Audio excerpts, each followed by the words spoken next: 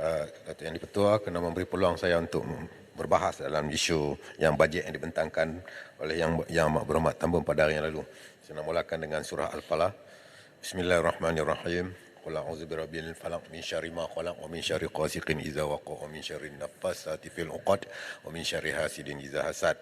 Katakanlah wahai Muhammad, aku berlindung kepada Allah Tuhan yang menciptakan sekalian makhluk dari bencana makhluk-makhluk yang Ia ciptakan dan dari bahaya gelap apabila ia masuk dan dari kejahatan makhluk-makhluk yang hembus pada simpulan-simpulan ataupun ikatan-ikatan daripada kejahatan yang dengki apabila ia melakukan dengkinya. Sebab Allah Ta'ala lah tempat kami mengadu, yang mana yang jahat pun Allah Ta'ala cipta, yang baik pun Allah Ta'ala cipta. Jadi bila kita rasa kita dizalimi, kita mengadu kepada Allah Ta'ala. Allah yang menciptakan semua yang jahat dan juga yang baik ini. Jadi Alhamdulillah, saya mulakan menerusi pembentangan terbabit ini. Saya telah membuat satu run through dengan izin terhadap perbentangan bajet 2024 dan berdapati bajet sebanyak 393.8 bilion adalah terbesar dalam sejarah, iaitu meningkat 7.4 bilion lebih daripada bajet yang lepas. Jadi saya melihat, namun tidak menyeluruh dengan izin di segi agihan secara holistik apabila terdapat golongan sasar yang tercicir daripada mendapat bantuan hasil daripada bajet yang telah dibentangkan oleh Yang Amat Berhormat Tambun ini. Menerusi pembentangan terbabit, saya akan sentuh juga berkenaan dengan gaji polis dan saya akan cadang gaji polis perlu dinaikkan dalam perenggan yang terakhir sekejap lagi. Sebagai contoh, golongan yang mendapat bantuan daripada Jabatan Kebajikan Masyarakat, kebanyakan yang mendapat bantuan adalah golongan yang miskin. Yang miskin makanan, walhas sepatutnya harus dikembangkan lagi dalam usaha untuk menoktahkan kemiskinan ini dalam negara ini. Dalam Islam memang tak boleh noktah, sebab dia kena ada orang miskin. Untuk orang kaya membayar zakat dan zakat ini diberi kepada orang miskin. Kita hanya boleh reducekan atau kurangkan orang-orang miskin. Yang paling teruk orang fakir yang ada. Orang miskin ni boleh lagi, tapi orang fakir memang tak boleh, sebab mereka perlukan makanan dan zakat inilah salah satu-satunya unjuran daripada Islam untuk membantu mereka dalam fakir dan miskin ini. Dikembangkan lagi, kita harap seandainya ada reform seperti yang diwar-warkan, saya merasakan bajet kali ini tidaklah seperti satu bajet yang baik sangat untuk rakyat. Datuk Yang di-Pertua, syariah juga harus diberi perhatian. Syariah ni undang-undang lah, hukum. Harus juga diberi perhatian sewajarnya, bukan syiar sahaja. Sebagai contoh, hari ini kita bina banyak masjid untuk kegunaan orang ramai, tetapi oleh kerana peraturan yang ketat menyebabkan masjid semakin sunyi, hanya digunakan untuk solat 5 waktu sahaja. Itu pun tak penuh. Pendang, laluan sekejap boleh? Okay, saya ada 15 minit. Tak apalah, sekejap. Saya panjang ni. Tadi Ketua Bangkang banyak kacau. Okey, kalau tadi Pendang sebut yang golongan miskin ataupun fakir tidak boleh dihapuskan. Kerana itu sengaja diwujudkan oleh Allah supaya orang kaya boleh membantu orang miskin. Soalnya, golongan asnaf banyak, bukan fakir, bukan miskin. Antara golongan asnaf yang perlu dibantu ialah orang yang banyak utang dan juga orang yang fi sabilillah. Jadi kalau golongan miskin, fakir tak boleh dihapuskan, setuju atau tidak Pendang supaya orang yang berhutang, terutamanya pelajar-pelajar PTPTN yang berhutang dengan PTPTN, dihapuskan supaya mereka tidak terbeban dengan hutang tersebut, kerana itu juga antara janji oleh PS sebelum pilihan raya. Terima kasih. Itu yang saya maksudkan sebenarnya. Bukan yang tak ada makan saja. Yang nak hantar anak ke sekolah pun dia kira miskin. Yang tak ada duit nak beli minyak motor, yang tak ada bayar yuran, Pendang, yang tak perlu. Pendang, boleh sikit Pendang, nak betulkan tadi tu.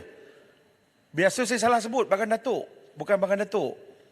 Bukit Gantang. Ni cepat sikit saya. Okey. Yang sebut nak hapuskan PTPTN tu, Kubang Krian.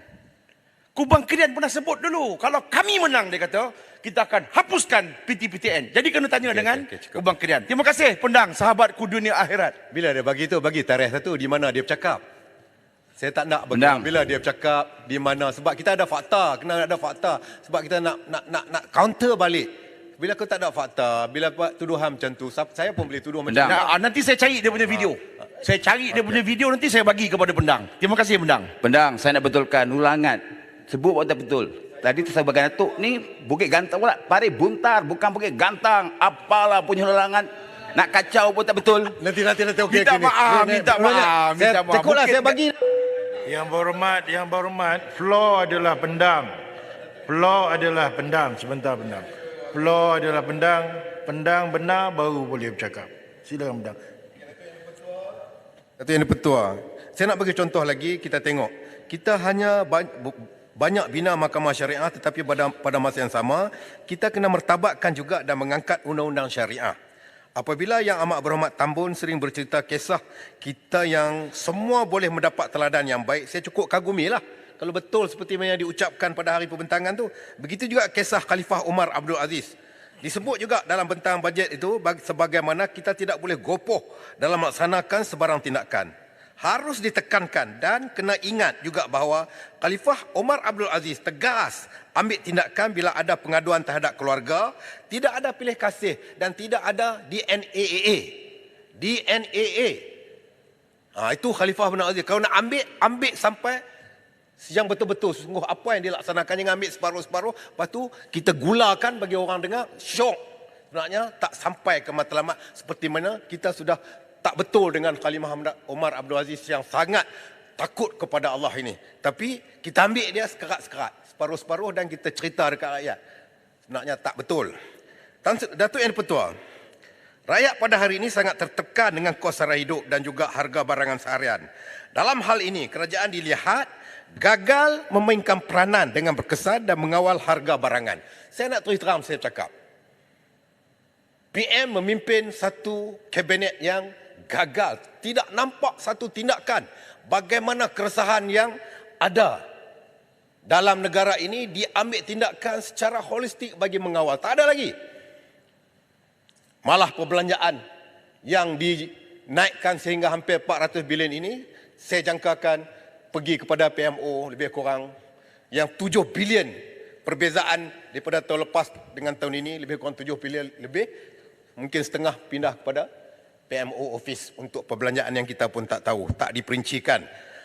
Jadi Datuk Yang di-Pertua, rakyat pada hari ini rasa sangat tertekan. Sampai hari ini kita tengok kerajaan lihat gagal memainkan peranan dengan berkesan dan dalam mengawal harga barangan. Saya nak cerita, daripada 2%, daripada 6% ke 8% ini, dia akan melibatkan supply chain, akhirnya kos yang ditanggung oleh rakyat yang akan membayar perbezaan 2%. Kalau kita kira unjuran keuntungan lebih kurang 1 bilion, daripada 6% ke 8%, kerajaan akan dapat revenue 1 billion more or less, approximately, dengan izin. Sampai hari ini umpama tiada penyelesaian dalam menangani kenaikan harga barang dan kos sara hidup yang tinggi, perlu saya ingatkan bahawa solusi segera amatlah diperlukan buat masa ini. Apa yang saya lihat, kerajaan yang dipimpin oleh Yang Amat Berhormat Tambun ini dibarisi kabinet yang tidak berkebolehan, tiada pengalaman dan tidak ada kemampuan menyelesaikan masalah rakyat yang sedang dihadapi.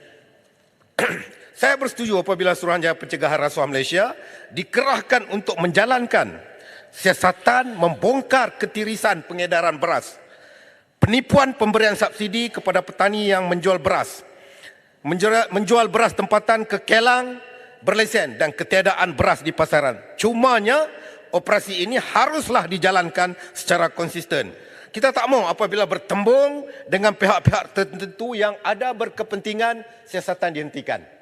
Nak buat kerja bagi betul. Sampai ke rapat. Apa yang perkara yang sedang berlaku dihadapi oleh yang saya sebut sepertinya pengedaran beras ke kelang-kelang yang menjadi ejen pengedaran dan juga mendapat lesen daripada kerajaan untuk mereka menjadi pembekal beras ke seluruh negara, sama ada beras import dan juga beras tempatan. Pihak-pihak yang tidak bertanggungjawab ini dia harus dibawa ke muka pengadilan. Bagaimanapun harga beras dah tidak turun lagi, masih naik sampai RM40 lebih. Walaupun kita bercakap macam-macam. Daripada RM26 beras tempatan sekarang dah tak ada dalam pasaran. Ada beras tapi harga RM40 ke atas.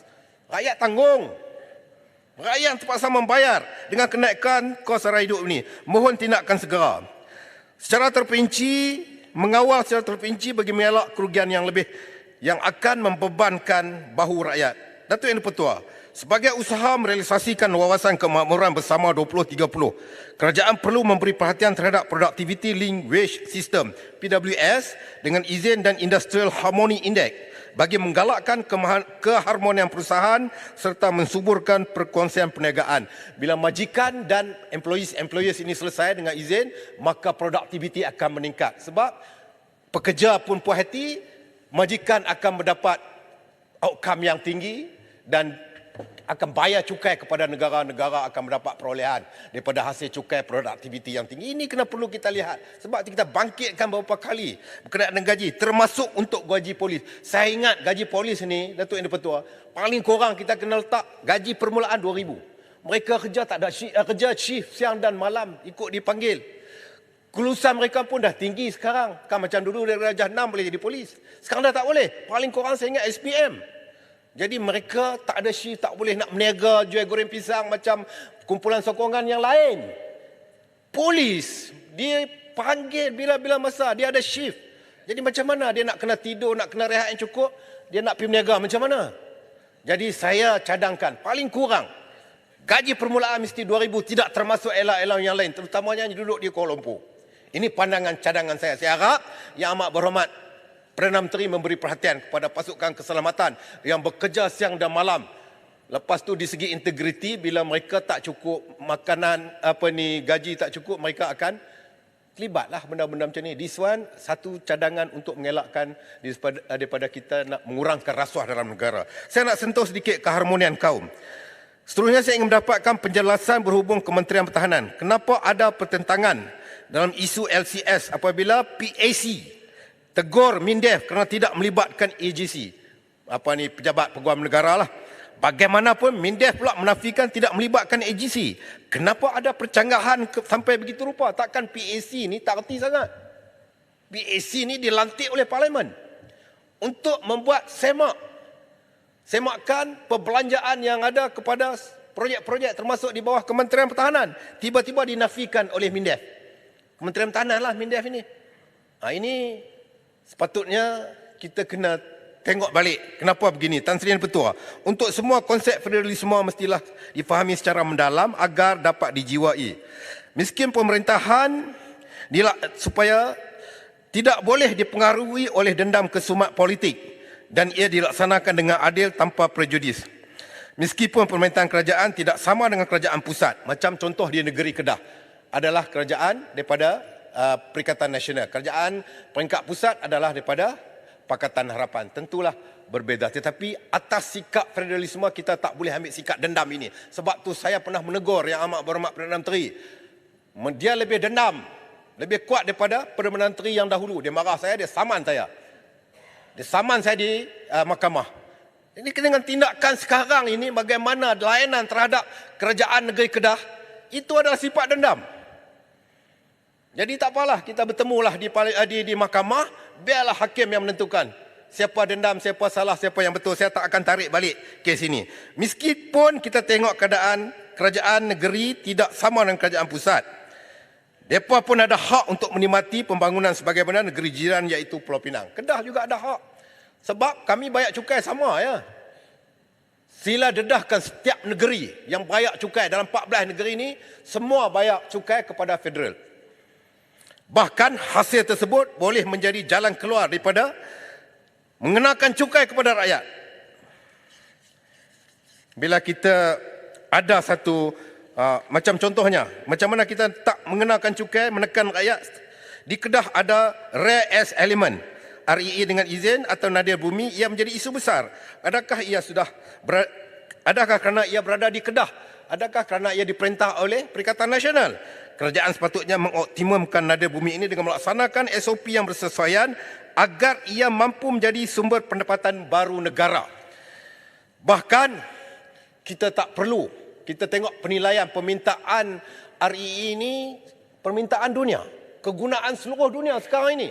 Jadi kita manipulate, kita eksploitasi sepenuhnya RE ini untuk menjana pendapatan negara yang baru, dan kita tak perlu menekan rakyat dengan kenaikan cukai seperti yang saya sebut tadi, memberi impak kesan yang besar kepada inflasi negara hasil daripada supply chain yang berlaku akibat kenaikan 2% daripada 6% ke 8% yang rakyat akan menanggung, bukan hak besar-besar toke ni. Saya ada banyak lagi, Tan Sri, yang betul sikit bagi kat saya. Saya memohon agar perhatian diberi kan dengan segera terhadap pembangunan masjid baru, bandar